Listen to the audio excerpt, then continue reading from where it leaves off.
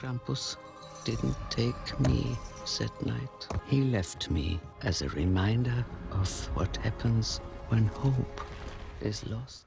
Welcome back to Sledgehammer Horror, guys. I am Ken Sledge. And I'm Ashley Sledge. And we hope you've been good boys and girls this year. And I hope you wrote your letter to Santa. Because if you didn't, Krampus is coming.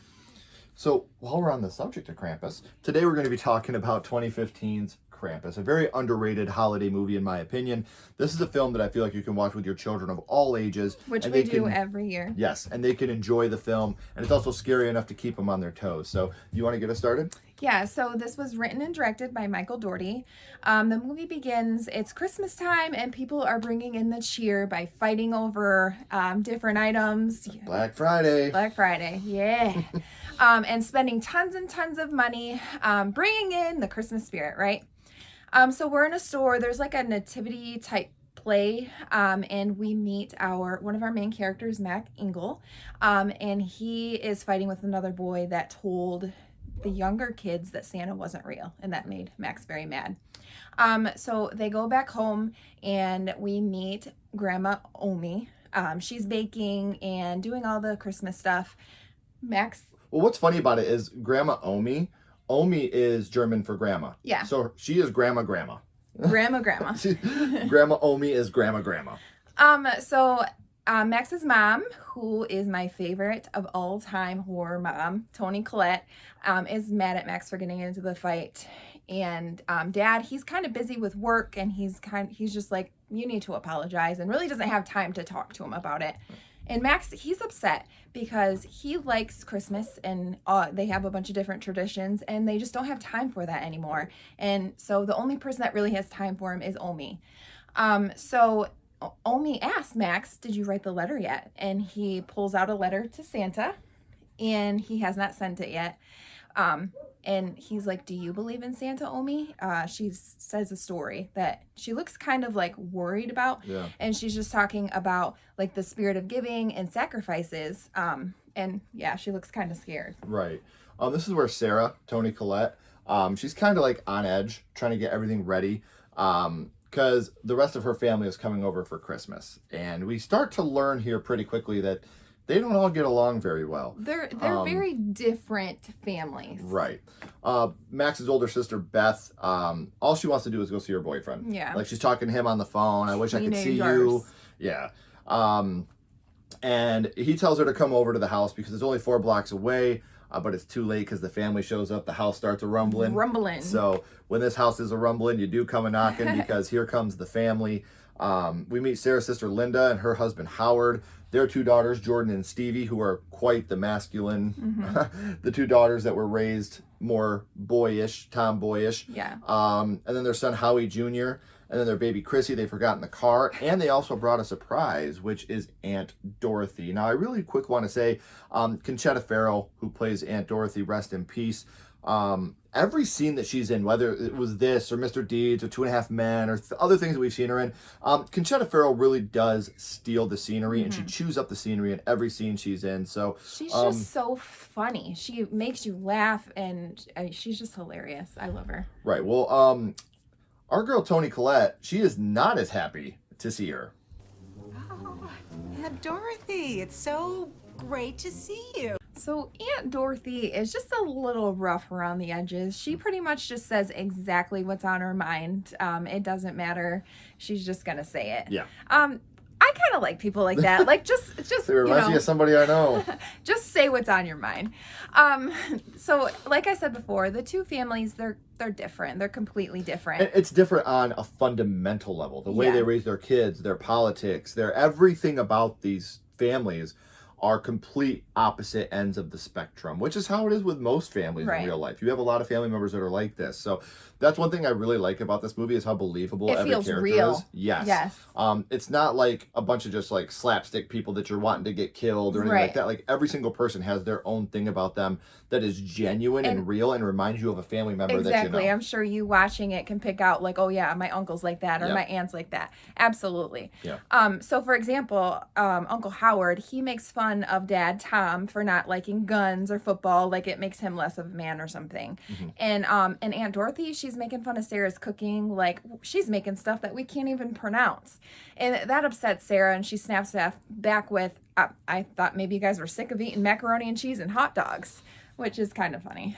I mean, who isn't tired of eating macaroni and cheese and hot dogs? Hey, I grew up on... I was just going to say, I totally grew up on macaroni and cheese. That line hit me. Yeah. I was like, you're right. I am tired of it. I need better. So they're sitting at the dinner table, and the twins are making fun of Max for still believing in Santa, and they find his letter. They are reading his letter to Santa, and Max wrote down how he misses hanging out with his sister. She doesn't ever hang out with him anymore because she's a teenager now, and he hopes that Mom and Dad will fall back into love. So it sounds like maybe they're not, at least from Max's point of view. Yeah, they're both busy doing their own thing, and so he doesn't see that love like maybe they were before. Right. And he even says that Uncle Howard wishes that the twins were boys. And that's when they snap. Yeah, this upsets them. Dad does not wish that we were boys. So this is where Max gets upset. He's trying to get his letter. He gets in a fight with the girls. He just wants Christmas to be like it used to. Yeah. He says he hates Christmas now, and he runs to his room. Which, another thing about this is the one big gripe I have. I don't think any family would just let the kids start reading the letter and then start fighting. I think a parent would have stepped in and been like, come on, guys, knock it off. Not the time or the place. They should have. So that's one thing with me. Like, Michael Dougherty, you're fucking phenomenal and you're amazing, but that's one thing that I'm just like, what? Why are they not stepping in to stop this? Well, plot reasons. Yeah, for sure. So Tom goes to talk to Max and says, we only have time. You won't have to put up with them for 3 days. Yeah, they'll be gone soon. Like, let's just get through this week. Right. He says there's still time to drop the letter in the mailbox. Max looks like he had a change of heart, but at the very last minute, he rips the letter all to pieces and he throws it outside. When he does, you see a snowstorm brewing. You see the power getting knocked out all over the town. Max wakes up and everything's gloomy and covered in snow, and there's this big snowman out in the front yard. Like, people are going to go into your yard and build a snowman while you're sleeping. A delivery man delivers a food basket when they notice a big sack full of presents there as well. He didn't bring those, but they want to figure out what they are, so they bring them inside. Beth wants to check on her boyfriend because he hasn't been answering. He's only 4 blocks away. This is when Mom and Dad give her 1 hour to go there. So we see Beth walking, and behind her she sees this like mysterious creature with hooves on top of a roof, and this creature is like jumping from house to house. So she starts booking it down the street. She sees the delivery van and goes up to it, and the delivery guy inside is completely frozen. So she gets underneath the van. This is when the creature, this beast monster, is walking around, like stomping hard around the car. And he leaves this like jack-in-the-box, and it starts winding up, and it pops out, and Beth screams. What I love is when it pops, it doesn't come out immediately. Like, it just sits like, there. Yeah, you have the and the then it starts to anticipation. slowly go. Like what's happening. Yeah. So then it slowly goes out. And then you get like a pan away, and you see the top of the van like shaking, knowing that Beth was killed under the van. Beth's dead. Yeah. So back at the house, Tom and Sarah, they're a little worried because Beth had 1 hour, and it's starting to get dark out. So they're kind of like cuddled up and talking, and Beth is like, I miss us, So they have this nice little moment that they probably haven't had in a long time. Right. This is when Max comes in, and he's also worried. Like, Beth isn't home yet, and she was supposed to be home a long time ago, and it's dark. So Tom's like, okay. So he goes and asks Uncle Howard, you think your Hummer would make it through this snow? And, he's like cocky. Oh, Howard. Yeah, like this would make it through anything. I could get this to, what's he say? Not Guantanamo Bay, but I could start this Hummer up and drive due east. Like, it's just so funny. Like, I love this guy anyway. Like, he's great in everything he does, too. Oh, And yeah. I love that he does a little bit of horror. Like, he was in the Final Destination. Yeah. He's in the, obviously, Whammy and Anchorman. Like you always say, horror and comedy, they go together Perfect so well. mix. Yes, Yeah. absolutely. So Omi doesn't want them to go. She's, worried, and she's like trying to stop Tom, and Tom's like, it'll be okay. It's my daughter. Yeah, like we have to go try to look for her. So they're riding around in the Hummer. They're trying to get like a broadcast to come out about, like, to hear something, like what's going on. Like, this is a huge storm. There's no cars on the road whatsoever. No, no lights, no nothing. So they're trying to figure out what's going on. They can't find a station. This is when they see a snowplow up ahead. And so they go and they look in the snowplow, and it's filled with presents. There is the keys in the ignition still, but the window shield, it's broken, but it's broken inward, like the guy was like yanked out of the windshield, which is very hard to do, by the way. As someone who has tried to break a windshield or two in their day, it's not as easy as it looks, especially to get pulled out with that type of force. Yeah. So they're worried at this point. This is when Uncle Howard, he goes in the back of his Hummer and he's getting out his guns. Like, it's time for these guns. Yeah. And obviously Tom hesitant, but Tom joins in. They're different. Right. Tom and Howard go to Derek's house, but it is empty. And they see that there's like hoof marks throughout the house, like in the snow. We hear Beth screaming from outside. Tom runs for Beth when he hears "help me," when something grabs Uncle Howard from under the snow. Howard, he's saying that he's been bitten. He's trying to figure it out, but he gets pulled. Finally, Tom jumps in, shoots the creature, grabs Howard, and pulls him out to safety. So the two of them, they're able to get back to the house. They barge in, telling everyone in there, lock the door, get the door locked. Uncle Howard has this huge bite on his leg. They're trying not to scare the kids, so they tell the kids to go to the kitchen. Aunt Dorothy go to the kitchen. Dorothy's like, are you fucking serious? Like, I don't know. I hate kids. Right. Which is funny because she's in there like teaching them how to like make peppermint schnapps with candy canes. Like, okay, that's Aunt Dorothy. We all have an Aunt Dorothy for sure. So they go to the kitchen. Tom also asks Omi to go to the kitchen with the kids, and her response to him is just keep the fire burning hot. Yeah. So that's very important to her. So they want to come up with another plan, and Sarah, she wants her daughter. She's like, we're gonna take turns to go look for Beth, and Howard's just like, no, we can't go out there. It's sub-zero out there. There's somebody picking off all your neighbors. Like, we have to stay in. So they decide to stay inside. They start boarding up all the windows. And this is when Uncle Howard, he thanks Tom for saving him. But he also gives him this little backhanded compliment right here. And I just want to say I'm sorry for thinking you're such a spineless dick all these years. So after this backhanded ass compliment he gives him, Uncle Howard takes first shift of taking guard. They feel like if they're going to get some sleep, they do need one person at all times staying awake to guard the house. He ends up falling asleep when a gingerbread man comes down the chimney on a chain, waking up Howard Jr., who goes and he grabs the gingerbread man. He's looking at him for a minute, and then he takes a big bite out of him. The gingerbread man ties Howard Jr. up on the chain and starts pulling him up through the chimney. Howie Jr. starts screaming, waking everybody up. They grab him by the legs and try to pull him back when a log falls off the fire and rolls away, catching the Christmas tree on fire. Howie Jr. is pulled away at this point.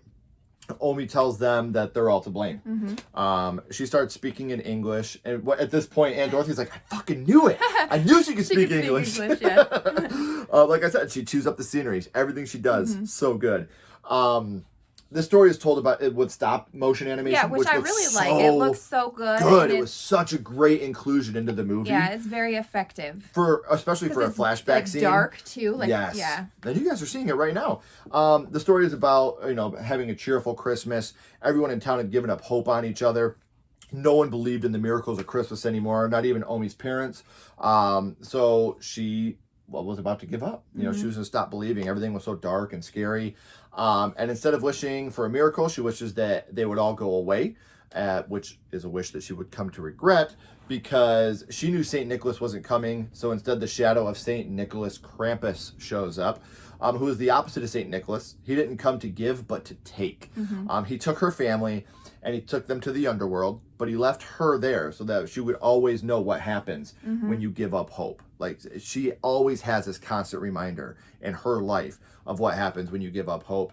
Uncle Howard doesn't believe Omi's story. He's like, oh, I thought I was the crazy one here. You guys are believing this fairy tale bullshit. You're going to listen to this demented... Yeah. So then everyone, he wants to go get his boy back.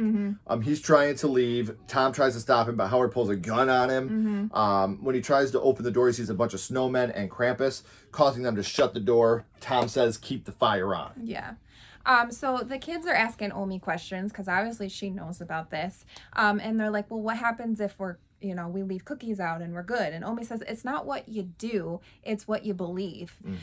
So the twins, they ask if they can go upstairs to go to the bathroom because I guess Aunt Dorothy, she clogged the bathroom. You know what that does? It clogs my pipes, and she clogs up the bathroom pipes. Yeah. So they go upstairs and they hear Beth. They hear her in the attic calling their names, and they're like, what's going on? So they go up there. This is when it pans away. They hear the girl screaming. It's the adults here. You see the adults hearing them scream. Yeah. So after this, Tom, Sarah, and Linda go to see what's going on because obviously they're hearing the screams upstairs. Right. Howard hears something from the kitchen, so he takes his gun and he heads into the kitchen. Up in the attic, you see a giant Jack-in-the-Box eating Jordan, one of the twins. I love Tom right here. He's like, oh, you gotta be fucking kidding me right now. Right, which would be my exact reaction. Right. I'd be the one that's hiding under the bed, trying to be safe from everything. Tom shoots the Jack-in-the-Box, but he crawls away. And then there's this demonic-looking angel that attacks Sarah. And then, like, this teddy bear attacks Linda, and a robot attacks Tom. Meanwhile, Uncle Howard is being attacked by gingerbread men in the kitchen. Which are so cute. But... they're shooting him with, like, a nail gun. Yeah. Howard shoots the gingerbread men, but when he does it, like, he shoots it, everything blows up, and you see him on fire, and they're running around on fire, which is so damn cute, even though they're evil and mean. Right. Seeing little gingerbread men running on fire is just the cutest damn thing in the world. We now hear Max scream, so we know it's time to go downstairs. Yeah. They all run downstairs. They can hear the Jack-in-the-Box trying to escape through the walls. So they send Rosie the dog to attack it. Which we didn't really talk about Rosie, but that is Uncle Howard and Aunt Linda's dog that they brought with them too. They just brought the whole damn family. The Jack-in-the-Box, the angel, the bear, they all fall through the ceiling and start attacking them. Aunt Dorothy shoots the angel and the bear. When the elves crash in, they put out the fire and they take the baby, which is crazy enough that they're taking the fucking baby. The elves hear howling and they run away. The family's ready to make a break for it when they hear loud stomping. At this point, we have Uncle Howard and Aunt Dorothy. They get taken away through the window too. Omi, everybody's running out the front door. Omi's standing there, and then she tells Max to be good, and she shuts the door. She's going to stay in and she's going to face Krampus. You know, Max is pounding on the door trying to get her to stop. You know, Tom comes and gets him and takes him away. So heartbreaking. Krampus opened up his sack, and then Omi just gets in. You know, we know that this is the end for Omi. So the rest of the family, they're walking in the blizzard. Tom sacrifices himself, and he gets pulled under the snow by the monsters. Aunt Linda, she also gets pulled under the snow. Sarah, she puts Max and Stevie into the snowplow and tells Max she loves him, and then she drops and is pulled under the snow as well. Max tries to start the snowplow when the elves attack and they take away Stevie from the passenger side. This is when Max is faced with Krampus, and Krampus drops his letter that he tore up, and they're having some kind of like holiday party. I'm sure it's like a traditional thing. They just murdered a whole bunch of people. Yeah. So. And Stevie is there with the elves. This is when Max is like, "Hey, asshole! I take back my wish. Give me back my family," and throws the ornament to him. And this is when the snow and the ground start cracking open into this like lava pit. So Max, he pleads with Krampus again to let Stevie go, but the elves are in the pit anyways. Then I love how Krampus here, like, he touches his eye with the tear. Like, you think that maybe he's like, and then he just laughs right in his face. Like, what an evil fucker, man. For sure. He's definitely the opposite of Santa for sure. So this is when Krampus actually dangles Max over the lava pit, and Max apologizes and says he just wanted Christmas to be like it used to be. So this is when he starts falling, and then Max wakes up and he's in his bedroom. Wait, it's been a dream the whole time? That's a twist. That's very twisty. Like, look, I'm not down with the whole dream the whole time movie, but there's still some movie left, so. But let's move on. So he looks outside and they have power. He goes downstairs and his whole family's there, and they're all alive, and they're all sitting around waiting for Max to come down to open presents. It's just a wonderful Christmas morning. Just a wonderful Christmas after all. This is when Max, he's handed a present, and he opens it, and in it is a little ornament, and it has Krampus carved in the side of it. So this is when the camera, it pans out and you see that they are actually in a snow globe. And Krampus has many of them. A ton of them in his like little Krampus workshop. So the best part is that it's not a dream ending. It's actually a sad ending. Yeah. Nobody's died. Didn't see it coming, did ya? They've all been captured. They've all been taken. But now they live inside of a snow globe in Right. Krampus's world for all of eternity. So, you know that 3 days that Dad said that you had to, deal with them? You got to deal with them for the rest of your life now, all kid. eternity, Yeah. man. So I just want to say about this movie real quick. I think this is a very underrated holiday movie. Oh, absolutely. I do want to give a big shout out to James A. Janice and Chelsea Rebecca of Dead Meat. Without them, I probably would have never found this movie. So if you haven't seen love how he doesn't do the kill count. It's actually the a capture count. Yeah. If you haven't seen that, I can't recommend it enough. It's a great episode about a great movie. And like I said, that's what turned me on to this movie. That's what made us watch it for the first time. And then we just made it like a tradition. Yeah, Like, we got to watch this absolutely every Christmas with fell our kids. in love with the Yeah. movie. So overall, I would say I'm going to give this movie 4 out of 5 skulls, which is a pretty high ranking That for is, me. yeah. I think the cast is phenomenal. I think the characters are real. Mm-hmm. I think the story is great. I think the practical effects look amazing. I love the stop animation stuff that they do when they go back and do the storytelling. There's a couple of lags here and there in the story, and like I said, I really get bothered at the dinner scene when none of the adults step in to stop the twins from teasing Max. That doesn't feel realistic to me, especially with how loving Sarah and Tom are to their kids. They may not show each other love all the time, but they're always showing it to their kids. I don't think they would have let it get that much out of control. But I'm literally nitpicking right now grasping to find things wrong with the film. That's how much I truly enjoy this film. So I'm going to give it 4 out of 5 skulls. I am also going to give it 4 out of 5 skulls. Like I said, it's just like, it's a horror movie, but you still feel like that warm, like Christmas spirit from it too, which is really cool. And it's the perfect mix between a horror movie and a holiday movie. Yeah, which is perfect for us. Yeah. And the cast is great. Toni Collette, she is just amazing. I love her so much. She can play any horror mom in any movie ever.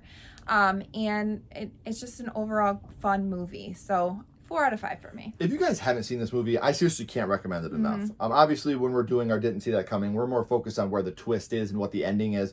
There's obviously more to the story that we leave for you guys to watch. Again, if you have children, watch it with your children for the holidays. If you don't have children, fuck it. Watch it anyway for the holidays. Right. So if you haven't already, guys, make sure you like and subscribe and share this video with your friends. Share that holiday cheer with everybody. And until next time, I'm Ken Sledge. And I'm Ashley Sledge. Keep talking horror. Stay who you are. And we'll see you guys soon. Bye, guys. Merry Christmas. Merry Christmas.